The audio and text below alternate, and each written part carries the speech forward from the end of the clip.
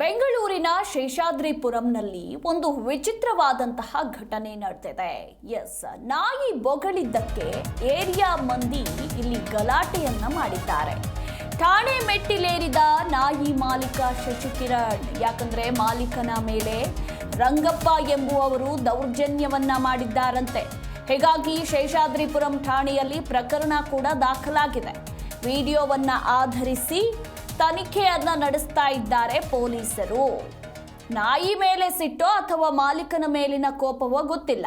ಸತತ 2 ದಿನ ಮಾಲೀಕನ ಮೇಲೆ ರಂಗಪ್ಪ ಎಂಬುವವರು ದೌರ್ಜನ್ಯವನ್ನ ಮಾಡಿದ್ದಾರಂತೆ.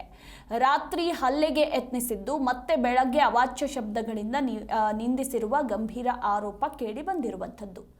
ಇನ್ನು ಮನೆ ಗೇಟನ್ನ ಹತ್ತಿ ನಾಯಿ ಮಾಲೀಕನ ಮೇಲೆ ಕಟ್ಟಿಗೆಯನ್ನ ಎಸೆದಿರುವ ರಂಗಪ್ಪ ಮಾಲೀಕನ ಮೇಲೆ ಹಲ್ಲೆ ಮಾಡ್ತಾ ಇರುವ ವಿಡಿಯೋ ಕೂಡ ಲಭ್ಯವಾಗಿದೆ. ನೀನೊಬ್ನೇನಾ ನಾಯಿ ಸಾಕಿರೋದು, ನಾಯಿ ಸಾಕಿದ್ಯಾ ಅಂತ ಅಲ್ಲಾಡ್ಸ್ಕೊಂಡು ಬರಬೇಡ ಅಂತ ಹೀಗಾಗಿ ನಾಯಿ ಮಾಲೀಕ ಶಶಿಕಿರಣ್ ನಿಂದ ರಂಗಪ್ಪ ಮೇಲೆ ದಾಖಲಾಗಿದೆ.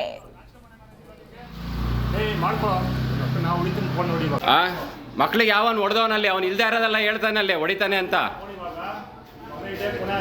ನಿನಗೂ ಅಷ್ಟೇ ಅವತ್ತೇ ಹೇಳಿದ್ದೀನಿ ಇದೇ ಕೊನೆ ಅಂತ. ಇದೇ ಕೊನೆ ಆದರೆ ಸರಿ. ನಾನೆಲ್ಲಿ ಬೈದಿದ್ದೀನಿ?